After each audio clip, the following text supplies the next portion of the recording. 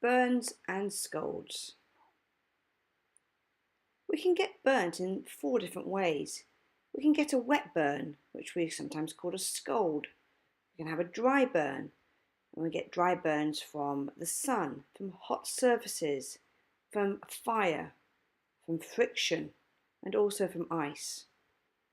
We could also have a chemical burn from any of the chemicals underneath our kitchen sink, or electrical burns from electrical wires and lightning, like we've just mentioned earlier. Now, the general rule for a burn will be to run a burn under cool water or pouring cool water over it. And we must do this for 10 minutes unless it's a chemical burn. If it's a chemical burn, we must do this for 20 minutes.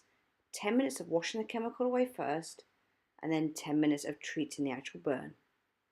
Now, the next stage will depend on where the burn is. We must remove jewellery if the jewellery is going to become a problem a bit later on. For example, if you got burned on the back of your hand, you might want to remove the ring because the fingers will swell up and the ring is going to cause an issue.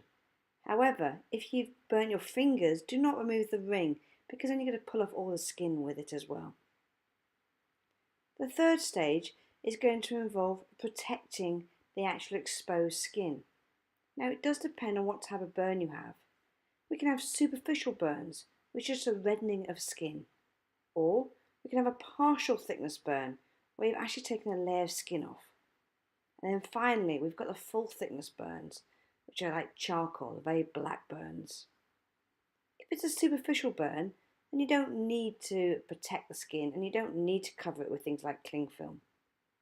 However, if it's a partial thickness burn or a full thickness burn, we need to put another layer of skin over the top. And that skin we're going to use is cling film because we need to make sure that the wound does not get infected. And cling film is the best thing to use because it doesn't stick to the actual wound. Whereas if you use something like a dressing, it's going to stick.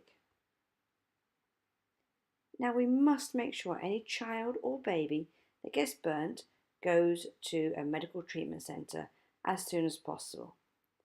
We should always advise an adult who's got burnt on their hands, their face, their feet and genitals to also go to a medical treatment centre.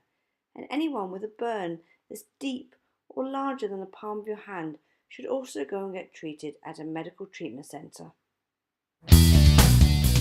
Thank you for watching. I hope you really enjoyed the video.